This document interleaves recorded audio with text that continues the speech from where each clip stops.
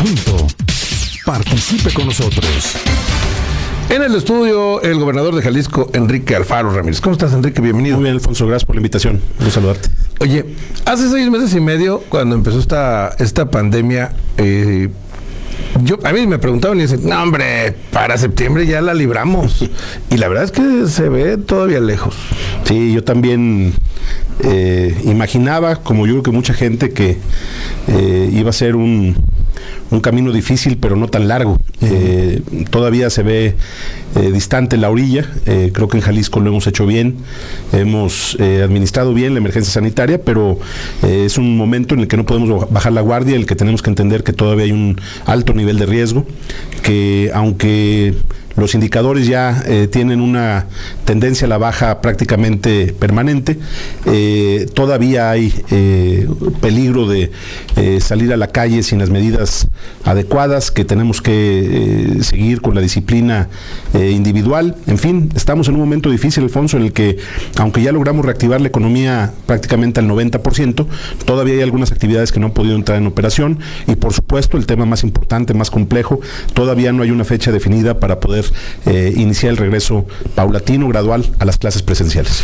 Entonces, yo pensaba que, hombre, ya para diciembre ya la libramos, ya para octubre va a haber romería y fiestas de octubre, y la verdad es que bajo ninguna circunstancia veo ninguna posibilidad de que esto se pudiera hacer.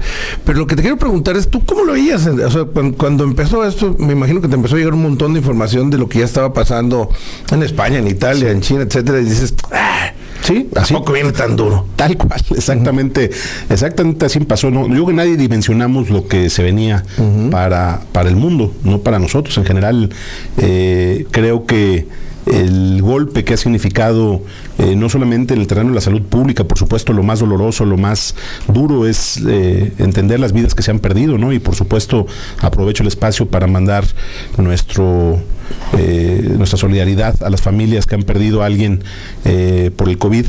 Pero el impacto económico y el impacto social, Alfonso, en términos de estado de ánimo, cómo está el ambiente en la ciudadanía, ha sido brutal. Cambió el mundo, cambió México, por supuesto, cambió nuestro estado, y tenemos ahora que adaptarnos a esta nueva circunstancia, aprender a convivir con el riesgo. Mientras no hay una vacuna, pues no hay gobierno, no hay país, no hay ciudad que pueda garantizar que el riesgo está eliminado. Decidiste tomar la decisión antes de que la tomara el gobierno federal. Me parece que en lo general en Jalisco lo vimos bien, en otros estados también lo vieron bien, pero en la federación no la vieron tan bien. Hugo López-Gatell ha cambiado de discurso varias veces, desde el que dijo en aquel entonces que la estábamos regando por cerrar antes, hasta el de ayer en el que dijo que Jalisco ahí la llevaba y que parece que se estaba estabilizando. Bueno, la verdad es que yo ya desde hace mucho tiempo que lo que diga el señor López-Gatell es uno de los muchos asuntos que me tiene sin cuidado. Es un personaje que ha demostrado la falta de seriedad en el manejo y en la administración de esta crisis sanitaria. Es cosa de ver las declaraciones, los posicionamientos a lo largo de los meses, y al final, Alfonso, yo creo que los números son fríos, los números son los que ponen las cosas en su lugar. Yo te diría, más allá de un ánimo de comparación, que en este tipo de cosas no es sencillo, pues habría que analizar, por ejemplo, los contextos de las dos entidades que se pueden comparar, Ciudad de México y Jalisco, por el tamaño de población. Somos básicamente la misma población. La Ciudad de México, te voy a dar 2 datos actualizados ayer en la noche. La Ciudad de México tiene una tasa de casos acumulados en toda la emergencia sanitaria de 1,378 por cada 100,000. Jalisco, Ciudad de México 1,378, Jalisco 315. Y en mortalidad, la tasa de la Ciudad de México es de 133 por cada 100,000 y Jalisco 38. Esa es la diferencia. Nosotros aquí actuamos a tiempo, tomamos decisiones correctas, algunas difíciles, cuestionadas, que fueron polémicas. Decidimos apostar por usar el cubrebocas como una medida obligatoria cuando todavía el gobierno federal decía que no era importante. Ahora ya todo el mundo reconoce la importancia del cubrebocas. Decidimos aplicar más pruebas de las que nos pedían en México. Pasamos de un modelo pasivo y aleatorio como era el modelo Centinela a nuestro propio modelo, el modelo Radar, que aplicó pruebas rápidas, que las combinó con PCR, que diagnosticó pacientes a tiempo y que eso nos permitió nunca rebasar recordar, el 38% me parece que fue el límite de nuestra ocupación hospitalaria. Hoy andamos en el 21%, es decir, nos preparamos muy bien, Alfonso. Actuamos a tiempo, tomamos decisiones correctas y fíjate lo que son las cosas. Quienes se preocuparon más por la economía y no tomaron medidas a tiempo, pues hoy siguen atorados en la economía y perdieron muchísimas vidas. Perdón que vuelva a la Ciudad de México, pero insisto, para comparar, la Ciudad de México tiene estos números en materia de salud, es decir, pues no les fue bien en la salud, pero en materia económica, en el mes de agosto, en el tema del empleo, la Ciudad de México todavía perdió en agosto 5,465 empleos.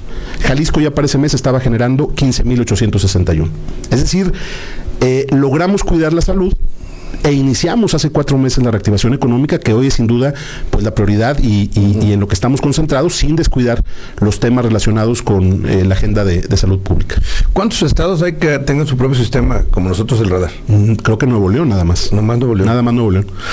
Porque bueno, había un riesgo cuando tomaste la decisión de esta alianza con la Universidad de Guadalajara de hacer más pruebas y de buscar más, de que pues, nuestras cifras se dispararan, ¿no? Aunque fueran más apegadas a la realidad. Por supuesto, y asumimos ese riesgo porque al final los datos, por ejemplo, que nos permiten monitorear lo que se llamó el botón de emergencia, que afortunadamente no se ha tenido que aplicar, eran datos construidos con Radar Jalisco, es decir, con todas las pruebas, incluyendo, por ejemplo, laboratorios privados. Que al final de cuentas los datos de los laboratorios privados pues te hablan de contagios a los que tienes que aislar, a los que tienes que lograr que no contagien a más personas. ¿Por qué, por ejemplo, los datos de laboratorios privados no existen en los análisis de la Ciudad de México o del subsecretario López-Gatell? Pues porque no les conviene, porque desde un principio me parece que la apuesta que hizo el subsecretario López-Gatell fue tratar de esconder la realidad. Y en Jalisco lo que decidimos fue mejor enfrentar las cosas como son, actuar a tiempo, y creo que los resultados, las cifras al final pues han ido poniendo las cosas en su lugar. Cada semana cuando yo publico lo del botón de emergencia, los indicadores, los dos indicadores, me refuta el exrector de la Universidad de Guadalajara, Víctor Manuel González Romero. Dice, no es cierto, están manejando las cifras, ¿desde cuándo que rebasamos, etcétera? Que las usamos a nuestra conveniencia, dice. Bueno, pues yo respeto mucho a Víctor, es un hombre inteligente, capaz. Siento que anda medio desocupado y inventando cosas. Yo vi el otro día una primera plana justamente de este grupo de personajes que dio una entrevista a un medio local. Ahí está la primera plana, la puedo enseñar, que decían, para el mes de agosto va a haber no sé cuántos miles y miles y miles de muertos, más de los que en realidad ha habido en Jalisco. Es decir, nosotros lo que hemos hecho es actuar con máxima transparencia. Cada decisión que he tomado ha estado respaldada por investigadores y académicos de la Universidad de Guadalajara, de la Universidad de Víctor González, por cierto, que es gente seria, que es gente comprometida, y vuelvo a lo mismo, ahí están los datos, ahí están las cifras, son las cifras incluso oficiales a nivel nacional que demuestran que nuestro estado lo hemos hecho bien. Cuando ha habido momentos en los que hemos fallado, yo mismo lo he dicho, yo mismo he llamado a la gente a que asumamos la responsabilidad de entender que no se puede echarle la responsabilidad completa al gobierno. Es decir, este ha sido un reto que hemos enfrentado juntos, jaliscienses, la ciudadanía jalisciense con su gobierno, y lo hemos hecho bien, Alfonso. Ahora, nos queda un tramo todavía largo. Hasta que no haya una vacuna, esto no va a ser prueba superada, y por lo tanto yo creo que es un espacio y un momento oportuno para decir, aunque vamos bien y tenemos una tendencia a la baja, necesitamos pedirle a la gente que no aflojemos. Las medidas que hemos implementado y que nos han permitido llegar hasta este punto en condiciones, pues yo diría bastante buenas. 6 meses tuvimos que haber aprendido ya a esta nueva normalidad, ¿no? A convivir con el cubrebocas, a convivir con el lavado de manos. Yo creo que sí, con la sana distancia, con el uso del cubrebocas, con las medidas de salubridad. Ya son cosas que el gobierno no te tiene que decir, son cosas que tú tienes que asumir como la mejor manera de cuidarte a ti, cuidar a tu familia. Yo creo que lo hemos hecho bien, siempre se pueden hacer mejor las cosas, pero la verdad, yo creo que para el equilibrio que pudimos construir entre el cuidado de la salud y el inicio de la reactivación económica, para estar ahora al 90% de nuestra actividad económica, yo creo que vamos bastante bien. Mira, por ejemplo, abrimos hace 2 meses y medio las playas de Puerto Vallarta. Nayarit no se animó a abrir las playas de Bahía de Banderas, y sin embargo nosotros en Vallarta hemos mantenido tendencia a la baja, es decir, se abrieron las playas con protocolos y medidas de seguridad, y lo hemos hecho bien. Entonces, creo que esa tiene que ser la tónica de los próximos meses, tener cuidado. Pronto habrá posibilidad de dar algunos pasos cuidadosos hacia adelante, y en específico insistiría en el regreso a clases, aunque están listos los protocolos, aunque están listas las cosas para saber cómo y cuándo se haría este proceso. Lo digo con toda claridad porque ha habido también grilla al respecto. No hay fecha para el regreso a clases y no se va a tomar una decisión hasta que no haya condiciones mínimas de seguridad para maestros y alumnos. Sin embargo, pues hay una presión porque no es un asunto de como una actividad económica, esta es otra cosa. Aquí estamos enfrentando problemas muy serios en los procesos de aprendizaje, o sea, por más que los niños estén metidos en sus computadoras y con los instrumentos de educación a distancia, no es lo mismo. Segundo, la salud mental de los niños. Es un tema importante que tiene muchas implicaciones y por supuesto pues la dificultad para las familias trabajadoras de no poder mandar a sus hijos a la escuela. Entonces es sin duda la decisión más difícil, de las que hemos tomado va a ser la más compleja, pero por lo pronto, para tranquilidad de los maestros y de los padres de familia, no se va a tomar una decisión en ese sentido hasta que no haya condiciones claras y objetivas que nos permitan pensar en que se puede regresar. O sea, seguirá el debate en este año. Pues mira, el debate, ayer veía la encuesta que estamos haciendo con los padres de familia y es muy curioso, está dividido en tercios. Un tercio de los papás dicen no regresar a nuestros niños hasta que haya vacuna. Un tercio dice que regresen cuando hay una tendencia clara a la baja. Y un tercio dice que regresen ya con medidas de seguridad.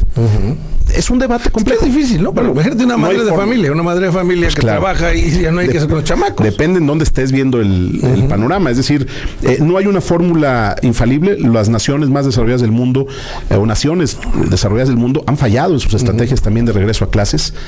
Tenemos que ser cuidadosos, Alfonso, pero también evitar que este tipo de temas, ya había un grupo de maestros ahí grillando que los queríamos exponer. No, a ver, no vamos a exponer a nadie. No vamos a tomar una decisión a espaldas de los maestros ni de los papás. Pero el gobierno tiene que tomar decisiones en algún momento. Lo haremos cuando haya condiciones objetivas para poder iniciar el regreso y lo haremos en un ejercicio de diálogo y de tratar de construir el mayor acuerdo posible. ¿Sigue vigente lo del botón de emergencia? Sí, claro, todas las semanas lo evaluamos porque es al final de cuentas el parámetro que establecimos. O sea, ¿podrías parar otra vez? Claro, de hecho la semana pasada subió un poco, pero bajó la hospitalización. O sea, hoy la hospitalización la tenemos en niveles del 21-22%. Es un nivel bajo, eso nos permite tener margen de maniobra. Más allá del número de contagios, también el tema de mortalidad va bajando de manera significativa. Entonces creo que hay que verlo con calma, pero sí, el botón de emergencia sigue vigente y es simplemente un parámetro de referencia que nos permite a nosotros decir, si llegáramos a estar en esta condición y necesitamos volver a parar, pues hacerlo. Pero afortunadamente nos mantuvimos ahí en la rayita, estuvimos cerca en algunas semanas, pero ya hemos ido bajando consistentemente. Ojalá esa tendencia se mantenga. ¿Se redujo el número de pruebas de agosto a septiembre? No. Un periódico lo publicaba ahí. Pues mira, yo he leído tantas cosas en algunos medios. ¿No se ha bajado? ¿Siguen siendo las mismas? No, para nada. Sigue siendo las mismas, inclusive más. Somos el estado... como 1,500 al día. Sí, que más pruebas ha hecho en lo que va de la emergencia sanitaria. Ya superamos a Nuevo León. Digo, por tamaño, obviamente, menos que la Ciudad de México, pero creo que por el tamaño del problema, además, pero creo que en general el número de pruebas que hemos aplicado ha sido la diferencia que marca el éxito de la estrategia en Jalisco. Oye, la Federación Mexicana de Fútbol quiere que en octubre se reanuden los partidos. Yo también, yo quisiera que el sábado. ¿Crees que es tiempo? No lo sé. Es más fácil un estadio, pero el problema es el ingreso y la salida, la diferencia entre lo de las clases y, por ejemplo, lo del estadio, es que al final de cuentas, si tú permites lo del estadio, pues va quien quiere. O sea, tampoco es tu obligación ir. Sin embargo, creo que... Como los cines. Sí, y también es cierto que el fútbol representa un elemento importante en términos de, yo diría, de distractor, pues hasta motivador, que también nos hace falta en este momento. Pero, insisto, hay que irnos con cuidado. Yo no veo, cuando menos, te diría, en la primera mitad de octubre, condiciones para hacerlo. Pero vamos a ver los argumentos de la Federación y aquí haremos la valoración correspondiente. Pues yo, igual que muchos, pues soy de los más... Ahora, también depende que las Chivas mejoren, porque si no, qué chiste tiene. También estoy de acuerdo. Para sufrir en casa. Sí, hombre. Oye, del dinero se autorizó, pediste un préstamo por 6,200 hasta 6,200 millones. Al final, ¿cuánto terminaste pidiendo? 6,200. ¿Y dónde quedó ese dinero? ¿Ya se repartió? Está en proceso ya de ejecutarse el recurso, de ejercerse, perdón, el recurso. Va avanzando bien, está aplicándose en distintas obras de infraestructura. El dinero fue fundamentalmente para obras y proyectos que ayudaran a la reactivación económica. Desde la posibilidad de retomar las obras que tuvimos que suspender para poder pagar la emergencia sanitaria, hasta proyectos como, por ejemplo, el de Empedrados, que ha sido un éxito, en donde le estamos mandando el recurso a los municipios contratan mano de obra local y están arreglando calles de las comunidades de todos los rincones del estado y generando empleos y generando derrama económica en las comunidades. El programa de apoyo a micro, pequeños y medianos negocios, el programa de apoyo a artesanos que empieza ya a dispersarse en 2 semanas más. Es decir, está en la orilla, fue un proceso largo, hay que recordar que una vez que autoriza el Congreso el crédito, Hacienda lo tiene que aprobar, fue aprobado por Hacienda, luego tienes que hacer las licitaciones de los proyectos, entonces estamos ya en el ejercicio de esos recursos y al final del año los estaremos ejerciendo de manera completa. Oye, hoy viene una encuesta en el periódico El Heraldo de México que te ubica entre los 5 mejores gobernadores, mejor evaluados por la gente a la que gobiernan. Pues te gana el de Yucatán con 63.1% de la aprobación.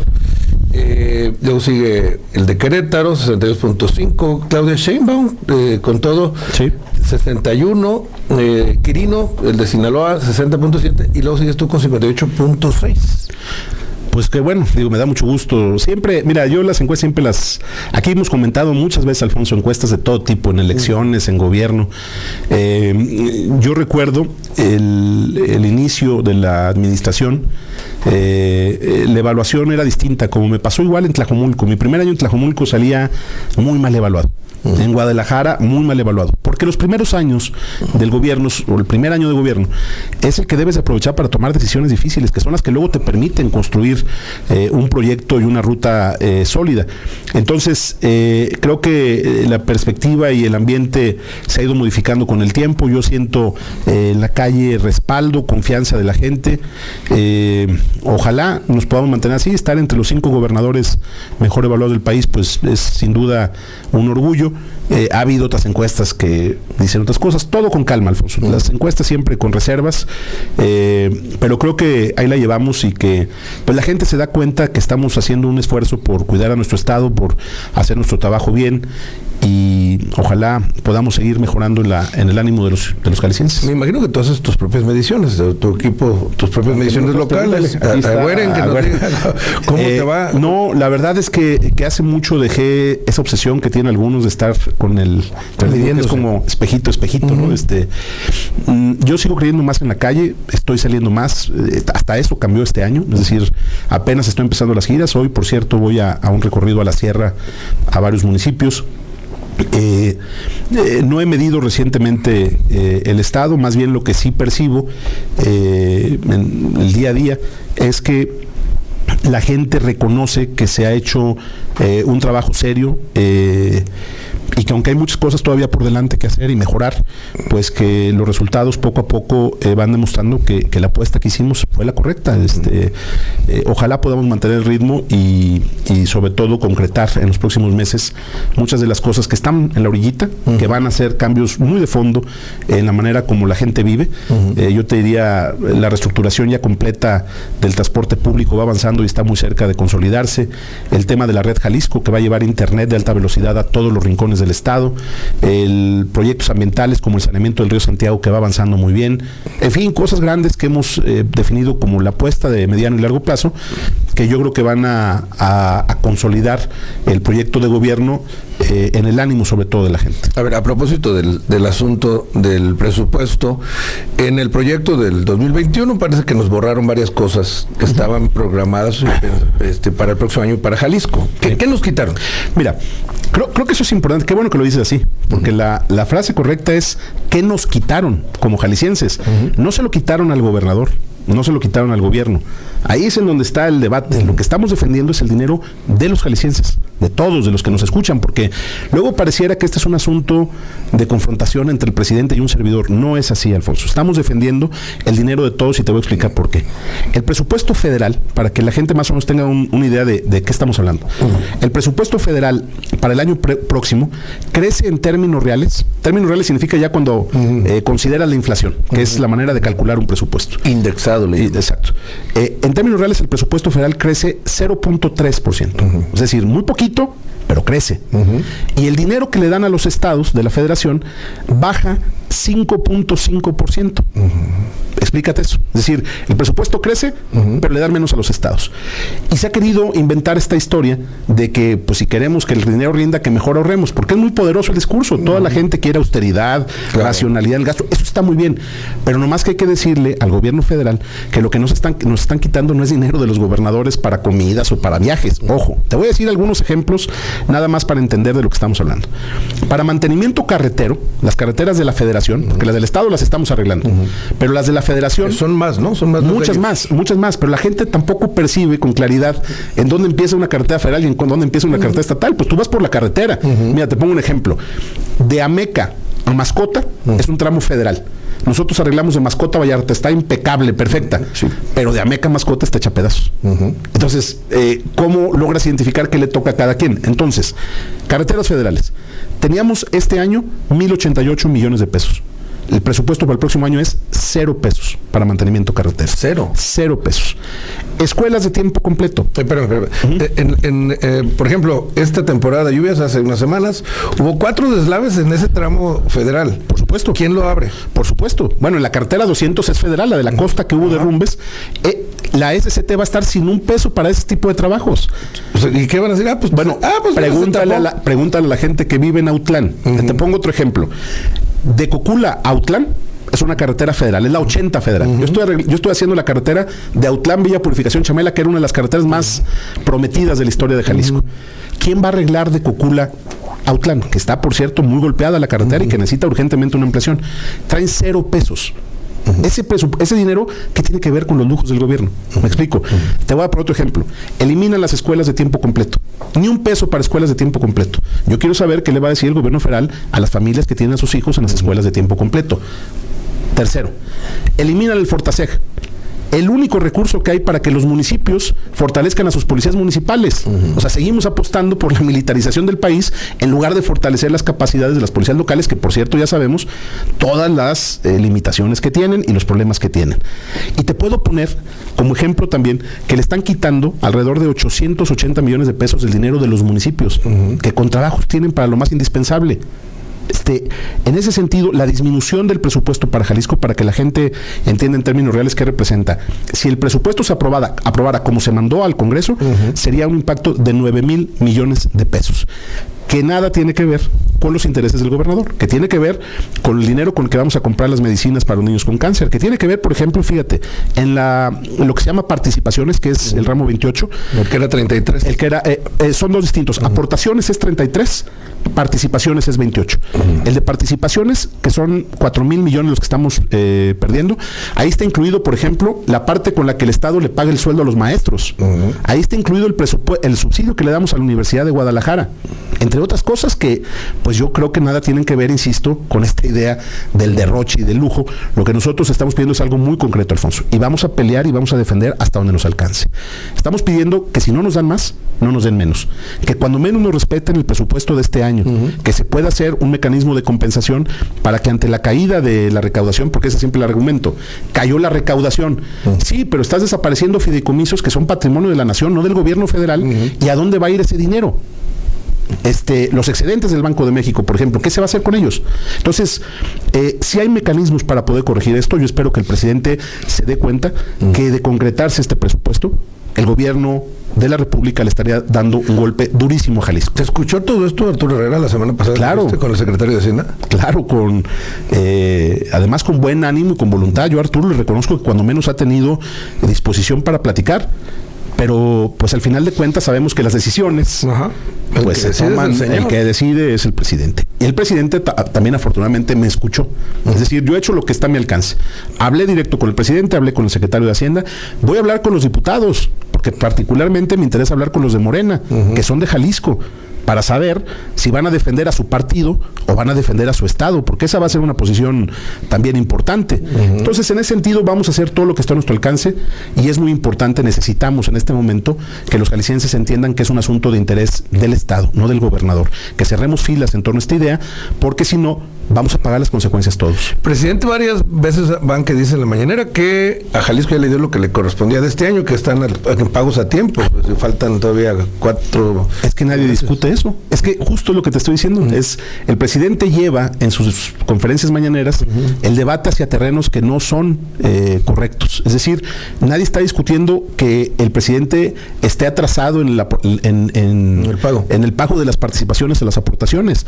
Nadie está discutiendo que se aplican conforme una fórmula, por cierto, obsoleta. Yo mantengo la postura de que si esta es la discusión de corto plazo, es decir, el presupuesto del próximo año, la discusión del mediano plazo tiene que ser la convocatoria a una convención nacional hacendaria para discutir la distribución de los recursos federales. Porque ¿cómo es posible que Jalisco, que es un estado que produce mucho de lo que es la riqueza de este país, los empleos, la inversión, pues esté recibiendo un trato de la federación como el que recibimos? Es decir, se trata de mantener la idea de la subsidiariedad con los estados, digamos, los estados que más riqueza generamos con los que menos riqueza generan. Hay que ser solidarios, pero tampoco nos pueden castigar tanto. Simplemente hay que entender, ¿tú crees que el tema de las carreteras, por ejemplo, tener carreteras destrozadas, no impacta en materia de competitividad? Sin duda. ¿No tiene que ver con la reactivación económica? Pues claro que sí. Entonces, nosotros vamos a insistir en esa lógica, vamos a insistir en que se convoque la Convención Nacional Hacendaria el próximo año, pero mientras eso sucede, pues lo que esperamos es que en el Congreso haya una rectificación y que el presidente, que se comprometió, entre otras cosas, a etiquetar la línea 4 para el próximo año, pueda también entender... Eso tampoco aparece en el proyecto, ¿verdad? No, pero él quedó. Eso ya es público, ya. Si ni esa logramos, pues ya no sé qué más siga. ¿La terminación de mi macroperiférico? También es un compromiso, porque además nos deben de este año 750 millones que quedaron, que nos los van a mandar ya en los siguientes días. ¿Con eso cuánto por ciento vamos a...? Mira, esos 750, por ejemplo, van a la mayor parte a laterales, desde carretera Chapala hasta López Mateos. Ese tramo que es Tlaquepaque y un pedazo de Zapopan. Y el año próximo tendremos que terminar macroperiférico. Entonces, yo creo, Alfonso, que vamos a vivir días difíciles, de mucho debate. El asunto no es si nos mandan lo que corresponde, porque es muy curioso. Todas las proyecciones con las que se hacen los cálculos son estimaciones que muchos economistas han cuestionado. Por ejemplo, para calcular las participaciones se piensa que la economía de México va a crecer 4.6%. ¿Tú crees que va a crecer 4.6% el año? Hombre. Es el primer tema, es decir, vamos a decrecer. Aún cuando tenemos una reducción del 5.5% del presupuesto, el escenario podría ser peor. Por eso estamos planteando la necesidad de un mecanismo de compensación, porque si no vas a paralizar a los estados y a los municipios. ¿Quién va a prestar los servicios públicos? ¿Cómo vas a cumplir con tu función si no tienes los recursos indispensables? ¿Quién le va a pagar a los maestros federales? Pues para empezar. Es un gran problema. Ese es un gran tema. Bueno, una cosa son las participaciones y otra cosa es el presupuesto que el Ejecutivo presenta este año al Legislativo. ¿Cómo va el presupuesto del gobierno de Jalisco para este año? Lo tenemos como en plan A, plan B y plan C. Estamos trabajando opciones. Por si nos da el gobierno federal, si no, pues sí. Sí, porque sí creo que vamos a tener que hacer un rediseño para enfrentar un año muy, muy difícil presupuestalmente. Entonces, tenemos 3, digamos, borradores que estamos revisando. Vamos a esperar cómo avanza la discusión del presupuesto federal y yo espero tener ya un planteamiento tal vez en unos 15 días, Alfonso. Muy bien. La Alianza Federalista, esta nueva organización que surge cuando dicen los gobernadores integrantes, entre ellos tú, que la CONAGO pues está obsoleta, ya no funciona. Sí, el mejor ejemplo es este que estamos platicando. El golpe económico del que hablamos de Jalisco no es solo de Jalisco ni de los estados, te diría, rebeldes de la alianza. El golpe es para todos los estados. La pregunta es, mis colegas gobernadores, ¿por qué no dicen ni pío? O sea, ¿por qué si le están quitando a todos los estados esta cantidad de recursos, los únicos que hablamos, los únicos que decimos somos los que estamos en la Alianza Federalista? Yo creo que a este país no le sirve el silencio cómplice, no le sirven gobernadores ni políticos agachones. Yo creo que lo que se necesita es un auténtico diálogo republicano. Tampoco a este país le sirve el pleito, No estamos apostando a la confrontación, estamos apostándole a poner sobre la mesa argumentos y tratar de encontrar soluciones a los problemas que tiene México. Pero creo que la alianza va a cumplir con una función muy importante. Hemos hecho un grupo sólido Y bueno, pues sí, creo que la CONAGUA agotó su ciclo y ya no tiene mucho que aportarle al país. Estaba yo revisando de los estados que conforman la alianza, como está ahorita, 1, 2, 3, 4 van a renovar gobernador el año que entra. Sí. Si gana Morena, o a lo mejor no van a ser parte de la alianza. Sí, la verdad es que al final de cuentas el escenario electoral todavía tiene un nivel de incertidumbre muy alto. Vamos a enfrentar un proceso en condiciones nunca antes vistas para el país. Vamos a ver qué pasa. Yo creo que al final el asunto, la idea de la alianza, más allá de generar una mayor membresía o ver si somos más gobernadores o menos, pues de lo que se trata es de un llamado a entender todos que o nos ponemos de acuerdo o esta visión centralista de lo que tiene que ser el futuro del país, pues va a terminar aplastando a los estados. Y a este país ya le costó mucha sangre, mucho sufrimiento, construir la idea de la república, la idea del régimen federal. Abandonar esa lucha, mira, Alfonso, yo les digo a algunos cuando menos que me cuestionan que por qué Jalisco está en esa posición, simple y sencillamente por nuestra historia. No hacerlo sería traicionar nuestra historia. Aquí en Jalisco se construyó la república. Todo el régimen federal se pensó, se impulsó desde Jalisco. No defender esa idea, pues yo creo que sería, insisto, ir en contra de nuestro ADN como jaliscienses, y en lo personal yo haré lo que esté a mi alcance. No tengo dudas al respecto. Voy a hacer todo lo que está a mi alcance para evitar que México camine hacia un centralismo tan peligroso como el que yo veo en el horizonte. ¿A quién próximo. se le ocurrió? ¿Qué cosa? La Alianza Federalista. O sea, ¿quién empezó con la idea de promover esto? ¿Fuiste tú? No, ahí entre todos. El Bronco. Todos. La verdad es que el nombre no sé a quién se le ocurrió, pero la idea de salir de la CONAGUA se discutió en la ciudad de Chihuahua y se votó por unanimidad. ¿No temen los miembros de esta alianza federalista, tú, como gobernador de Jalisco, que tenga represalias de parte de la federación? ¿Más? O que se consoliden No, a ver, yo le pregunté al presidente, inclusive, tengo que decirlo también, el día que platiqué ahora cuando estuvo lo de la línea 3, yo le dije, oiga, ¿cómo ve lo de la alianza? Y me dice, bueno, pues sin problema, usted está en su derecho de organizarse como les convenga. O sea, tampoco hicimos la alianza para pelear con el presidente. Hicimos la alianza buscando que haya un espacio de diálogo serio. Mira, el día que tomamos, digamos, la decisión de manera inicial, que fue el día de la CONAGUA de San Luis Potosí, pues la verdad es que fue una grosería lo que pasó. O sea, es decir, vamos a un evento en el que el presidente ni siquiera nos contestó lo que les preguntamos, echó un discurso y se fue. Y luego nos decían que si no pasan a la foto. No, pues ¿cuál foto? Yo creo que tiene que ser otra cosa. Es decir, tomarnos una foto con el presidente sentados en una mesa, eso no tiene sentido. Si logramos crear un espacio para dialogar con respeto, de ida y vuelta, yo creo que ya estaremos aportándole mucho a la vida nacional. A ver, tú eres el gobernador de todos los jaliscienses. En este asunto de, no confrontación, pero con estas diferencias que existen con la federación, ¿cómo te puede apoyar a ti la gente? Siendo conscientes de lo que está pasando, dándose cuenta que, insisto, no es un pleito entre el gobernador y el presidente, dándose cuenta que el gobierno federal está lastimando los intereses del pueblo de Jalisco. Eso es lo único que yo le pido al pueblo de Jalisco, que esté enterado, que esté informado de lo que está pasando, porque es muy fácil construir una ruta distinta y decir, no hombre, el gobernador está extendiendo la mano para pedir más lana al presidente. No es así. Lo que estamos defendiendo es lo que nos corresponde. Estamos defendiendo el dinero de todos y necesito que la gente lo entienda.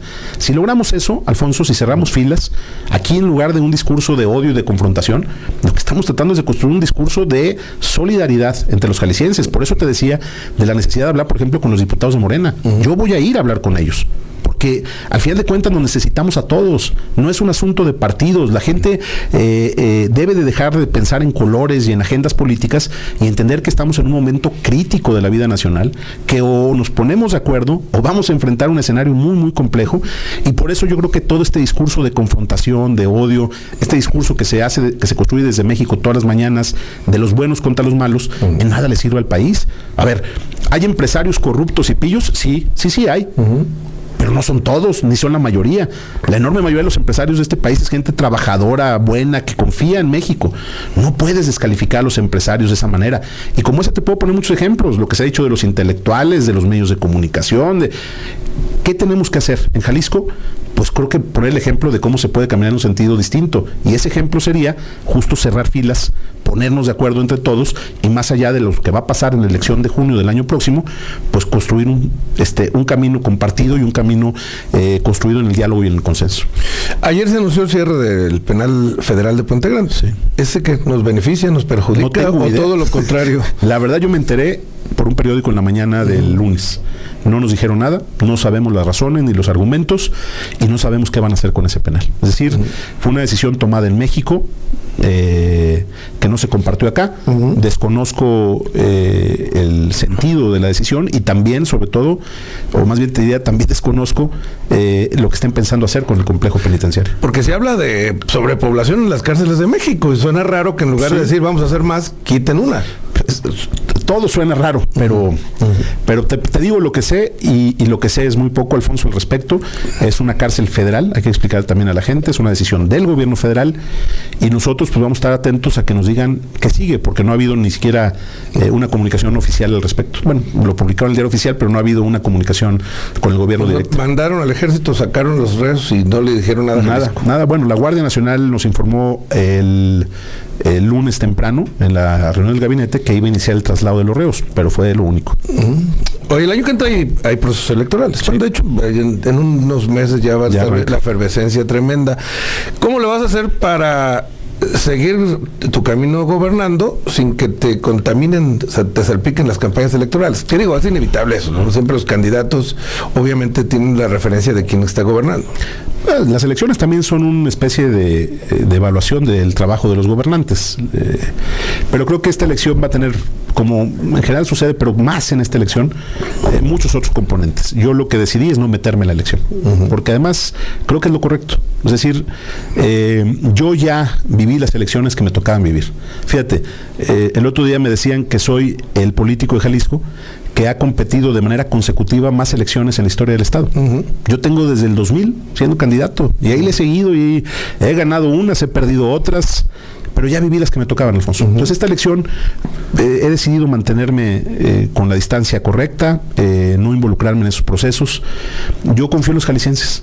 Confío en que la decisión que tomen será la correcta y pues la verdad es que confío también en que en el proyecto del cual yo soy parte, porque de ahí vengo, construirán su ruta y sabrán hacer lo necesario para poder darle continuidad a una visión de gobierno como lo hicimos o lo seguimos haciendo en Tlajomulco después de muchos años, como lo hicimos en Guadalajara. Ojalá las cosas puedan caminar para que independientemente de los partidos, la visión que tenga Jalisco de futuro siga siendo una visión compartida, que nuestro Estado tenga la capacidad de decidir el camino por el que va a transitar con inteligencia, con información y con un alto sentido de responsabilidad. No hay que ser un gran analista político para pensar cuál sería la estrategia de tus oponentes políticos. Uno de ellos es el amarrarle las manos al Ejecutivo a través del Legislativo, ganar más posiciones, en este caso Morena, sí, en el Congreso. Sí, al final de cuentas yo creo que cada partido tendrá sus estrategias y sus apuestas.